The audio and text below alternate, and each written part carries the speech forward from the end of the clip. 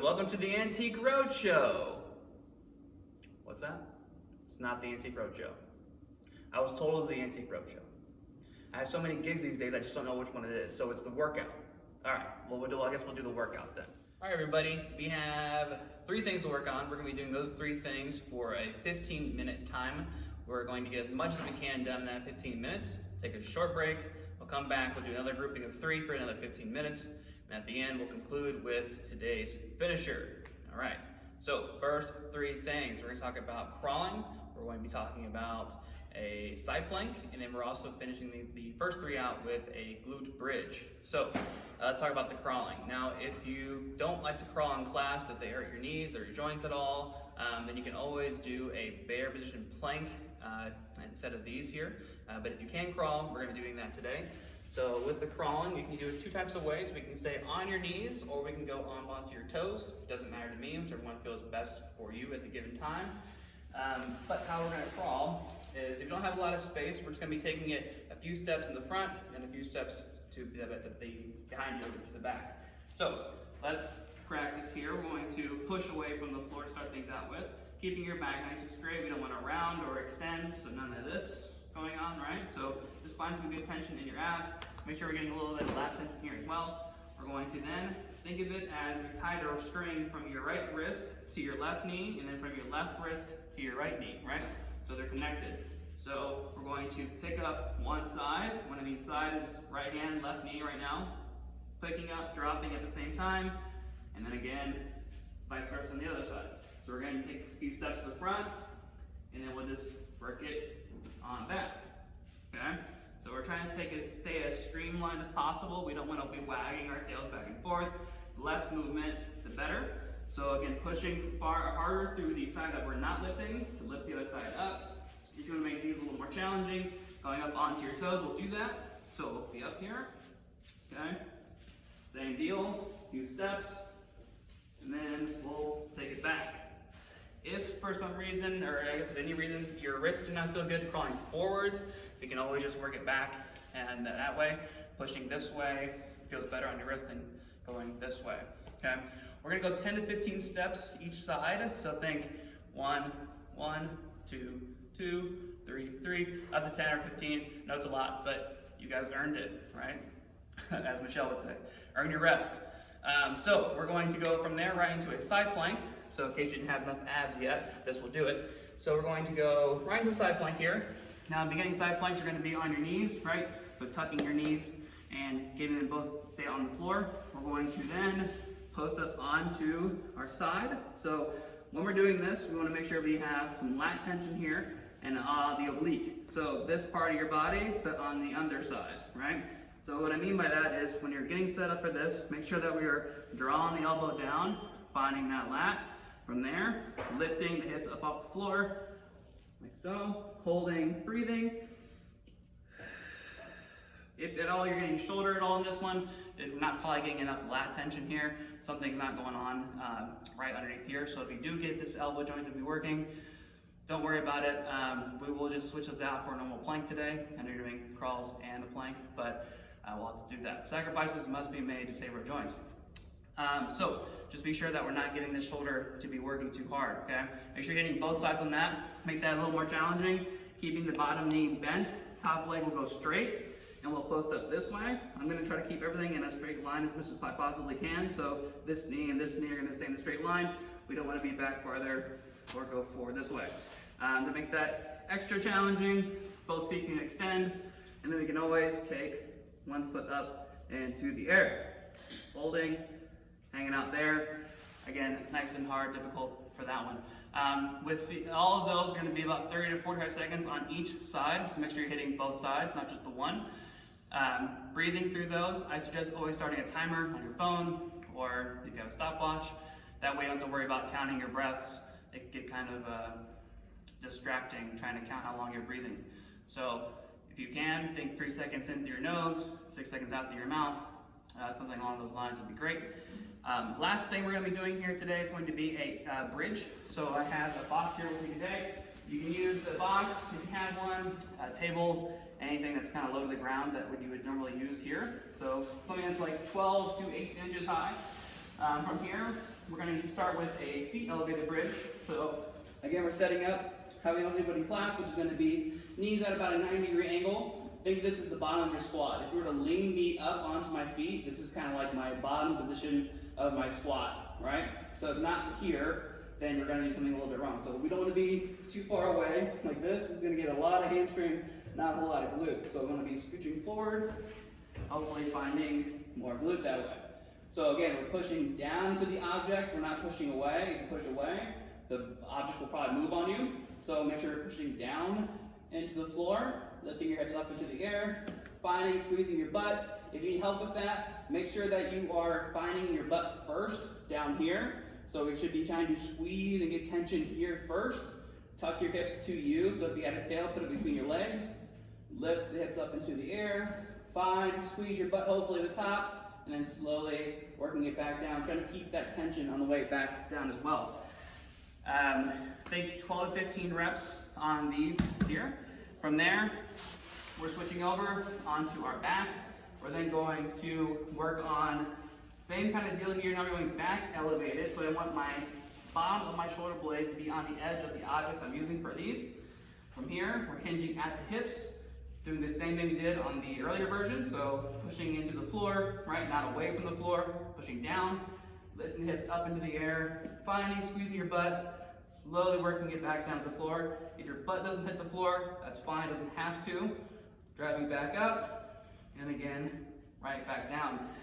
You can always add that 20-second pause at the top at the end of your rep ranges there to make that a little bit more challenging.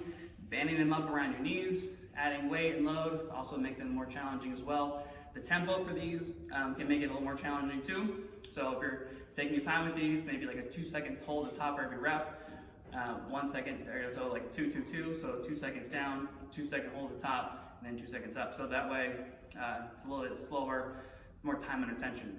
And then get that last, your last rep range, last like 15, you get to 12 to 15, your last rep range, hold for that top part for about 20 seconds. That should make things a little more difficult for you. Cool? Go ahead and take a little bit of break after this one, and we'll see you back for the B section. All right, everybody, welcome back here. We're going to start the B section now. We'll have 15 minutes to work on all 3 of these, get as much as you can done, and we'll finish things out with a finisher. So 3 things we're going to do for B. We'll overhead press with a band or a dumbbell. We're going to then get into lateral lunges, and then also getting into a seated cable, or I guess not cable, I'm used to having the cables here, seated banded rows for you guys. So let's talk about the overhead press. Today I'm going to show you guys with a band. You can certainly do this with a dumbbell. But before I go over the overhead press, for anyone out there that can't do overhead stuff, if their shoulder doesn't feel great, we can always do half-kneeling banded Y raises. So what we're going to be doing is we're going to grab onto your band here.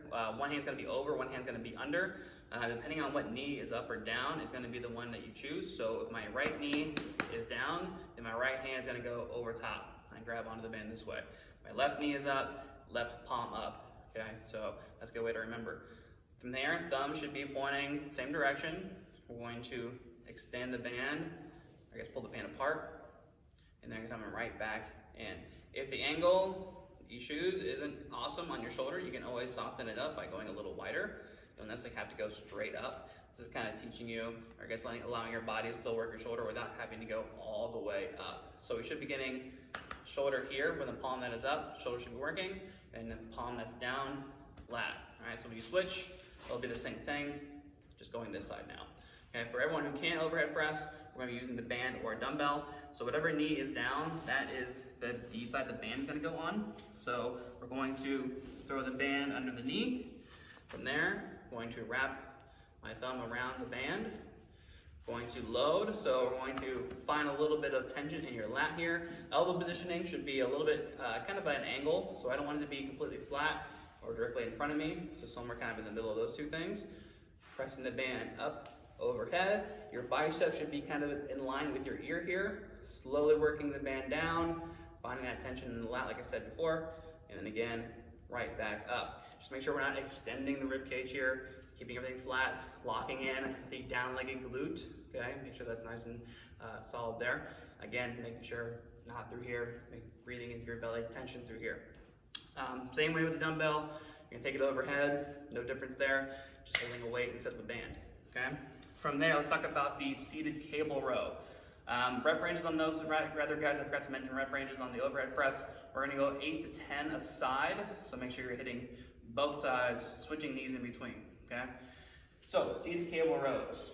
We're going to go around whatever object you've been using for these, whether it be your feet or a pole. We can certainly use whatever you'd like. But we're going to go seated position. We're going to have slight bend in the knees if you can. Chest should be nice and tall. We're going to then pull the band into you. So again, finding your lat as you pull the band, squeezing your shoulder blades together in the back, slowly working the band away, stretching those lats, so we should feel a stretch through here, and then again, pulling right back in. Now, you notice the way I'm gripping the band, I'm just grabbing onto the loop part. I want to make this a little more challenging. I'm going to just grab on top. So now I'm no longer in the loop, I'm just grabbing the band with my hand. This will work two ways. It's going to make it harder because you're adding tension to the band when you pull, and it's also going to work your forearms a little bit more, so that way you get double the challenge, double dare. Anyone remember that show? Okay, so pulling, finding those lats, squeezing shoulder blades together, and that should be fine for those.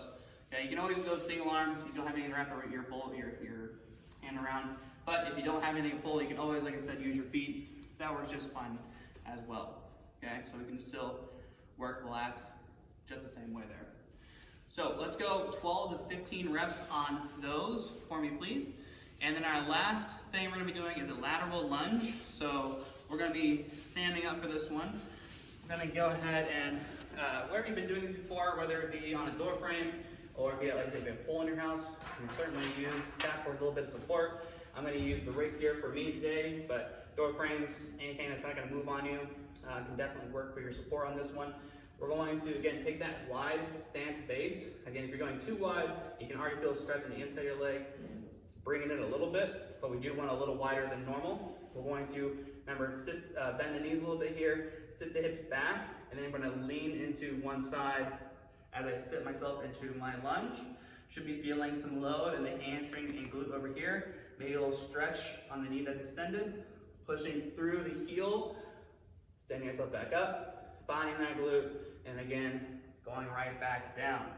So again, if you're holding onto something, do your best to try to keep your chest as tall as possible. We don't want to be leaning forward on these.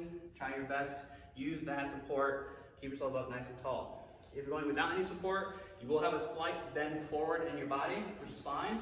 So again, same way here, we're going to be doing leaning in, finding the hamstring and glute, pushing through the heel, standing yourself up nice and tall, find and squeeze that glute, right? So same kind of difference. Notice my chest is going to go a little bit lower on these. If I don't, I'm going to fall backwards on my butt. No, it's not going to be fun for anybody. You can add load to these, whether it be a kettlebell, dumbbell, dog, best friend, book bag, whatever you got at home. Holding that in front of you. Make sure when you're holding whatever it is that you're holding, finding a little bit of tension through here. You're not holding it with your shoulders or your elbows. You want to try to create a little bit of tension there when you're holding your object. Okay? So again, coming out in front of you, pushing through the heel still, and again, quad and glute. So let's shoot for about 8 to 10 a side on those, and then that'll conclude the B section of the workout. I'll see you guys in the finisher. All right, guys, you might be wondering what today's finisher is all about. Well, surprise, it's going to be something everyone likes a lot. Oh my goodness, here we go. So today's finisher is going to be everyone's favorite Tabata squats. So it's going to be 20 seconds of squatting, 10 seconds of a break, hopefully 8 rounds, and you're getting 10 to 14 squats inside of the 20 seconds you're working. Woo!